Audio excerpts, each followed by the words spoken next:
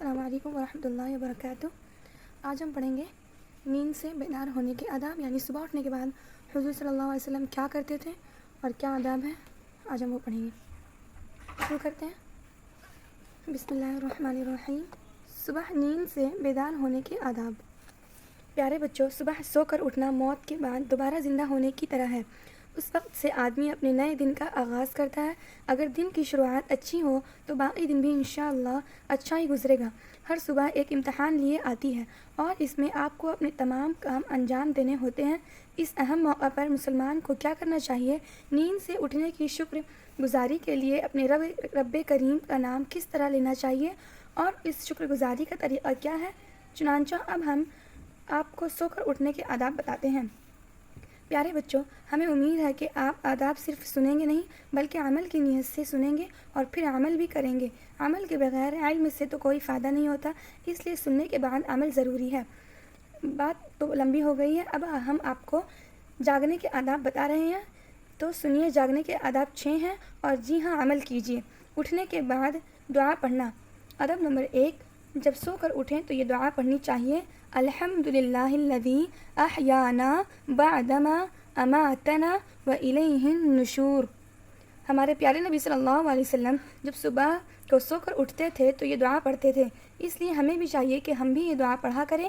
سو کر اٹھنے کی بہت ساری دعائیں ہیں، ہم نے آپ کو ایک ہی بتائی ہے، آپ اس کو یاد کر لیں اور پھر ان دعاؤں کو بھی یاد کر لیں، بڑی اچھی دعائیں ہیں۔ اٹھ کر آنکھوں کو ملنا چاہیے۔ ادب نمبر 2، پیارے بچوں، جب آپ سو کر اٹھتے ہیں تو کچھ نیند کا اثر رہتا ہے، اس کو دور کرنے کے لیے آنکھوں کو مل لیا کریں۔ ہمارے پیارے نبی صلی اللہ علیہ وسلم جب نیند سے اٹھتے تھے تو اپنی آنکھوں کو ملتے تھے تاکہ نیند کا اثر ختم ہو جائے۔ ہاتھ دھونا چاہیے۔ ادب نمبر 2، بچوں، اٹھنے کے بعد ہاتھ دھوئے بغیر کسی پانی وغیرہ کے برتن میں ہاتھ نہ ڈالیں۔ اسی طرح نہ کسی چیز کو ہاتھ لگائیں اور نہ ہی کسی سے مصافحہ کریں، کیونکہ ہمارے پیارے نبی صلی اللہ علیہ وسلم نے فرمایا، جب تم نیند سے اٹھو تو اپنے ہاتھ کو دھونے سے پہلے پانی کے برتن میں مت ڈالو، کیونکہ تمہیں معلوم نہیں کہ ہاتھ نے رات کہاں گزاری ہے۔ پیارے بچوں، اس کا مطلب یہ ہے کہ پتہ نہیں آپ نے رات کو کہاں کھجایا ہو، ممکن ہے کہ آپ کا ہاتھ کسی ناپاک یا زہریلی چیز پر لگ گیا ہو اور آپ کو معلوم نہ ہو۔ جیسے آپ نے اپنے زخم کو کھجا لیا، آپ کا ہاتھ اس کے خون پیپ یا گندگی پر لگ گیا ہو۔ رات کو آپ نے سوچا ہو کہ صبح میں ہاتھ دھو لیں گے، مگر صبح اٹھ کر آپ بھول گئے، اس لیے اس سے بچنا چاہیے۔ اچھے بچے اٹھنے کے بعد سب سے پہلے ہاتھ دھوتے ہیں، امید ہے کہ آپ بھی ایسا ہی کریں گے۔ سلام کرنا چاہیے۔ ادب نمبر 4، صبح اٹھنے کے بعد جو بھی آپ کو ملے اس کو سلام کریں، خصوصاً بڑوں کو خاص طور سے سلام کرنا چاہیے۔ اس طرح خیریت معلوم کرنا چاہیے۔ ہمارے پیارے نبی صلی اللہ علیہ وسلم اور صحابہ کرام رضی اللہ عنہم اجمعین صبح ایک دوسرے کا حال پوچھا کرتے تھے۔ مسواک کرنا چاہیے۔ ادب نمبر 5، اٹھنے کے بعد مسواک کرنی چاہیے۔ وضو میں الگ مسواک کی جاتی ہے،